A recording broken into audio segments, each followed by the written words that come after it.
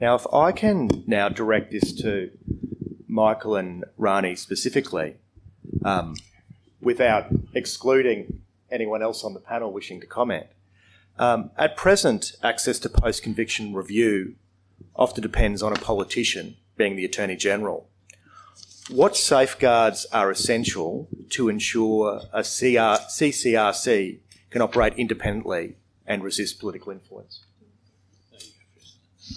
I think it is so important that if we're going to create a body, that we have mechanisms in place to ensure its independence. I don't purport to be the expert on CCRCs, nor on what we need in this country specifically, but I think we need to have, because if we've got a body, even if it purports to do really good work, if it's just staffed with the people that either have this culture like Martin and Amy were speaking about, and also cognitive biases and a defensive mindset of the system, there's no point of having this. It's just wasted money.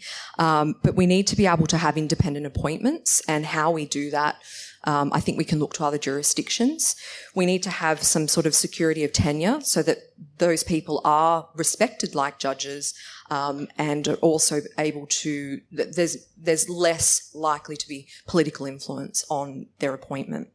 I think the biggest thing that we've spoken about today is having an adequately funded commission, because in the UK we saw huge budget cuts, which really is just a way of pulling away their independence and saying, well, you don't have the means to actually do the work that you're mandated to do. So those just are a few things, and I hope that collectively, all together, we can figure out how we actually make a body truly independent. Yes, just to endorse that independence, and my comments will be about that. And I'm quoting a journalist from Canberra called Jack Waterford, who is commenting on the David Eastman case down there, and many of you will be familiar with it. What Jack said was, one of the weaknesses of the Australian criminal justice system is that with many of the most significant miscarriages of justice in Australia, the system did not seem that it could not recognise a fundamental mistake and a serious injustice. It was too used to mild correctives and minor criticisms, but not to declarations that the system had failed. Now, I have to draw a distinction between who made the mistake. Now, my experience is, and particularly in appeal work, that judges, who are the ones who eventually got Terry Irving out of jail, are competent and interested in evidence.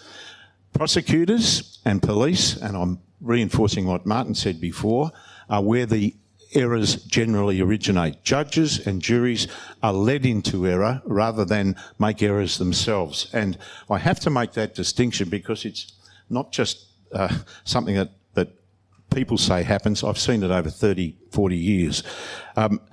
The prosecutors seem unable to accept wrongful convictions. Our friend Kent Roach, friend of many of us here, said, and I'm quoting here, starting in 2004, senior Canadian prosecutors have published extensive reports on wrongful conviction, largely based on the finding of recommendations of public inquiries.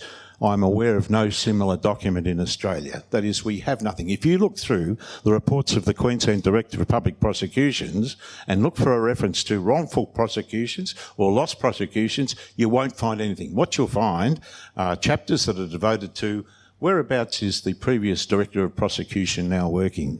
What is he doing or what is she doing? It's problematic in that we just don't have that level of documentation of the problem. Kent makes the similar point that the Canadian emphasis on judicial reform suggests that wrongful convictions in Australia are seen as a matter of politics, whereas in Canada they are often seen as a matter of law. And this has been our experience with politicians here. Certainly at the moment, most politicians, certainly those in government in Queensland, seem hell-bent on ensuring that they are seen as tough on crime. And issues of justice, human rights and the truth have fallen over as matters of public discussion for those politicians. So we continue to have the problem that they are focusing on something that they see as politically advantageous, and I don't think they see that there is some political advantage in having the confidence of the public in their justice system as being important. Yeah, that'll do.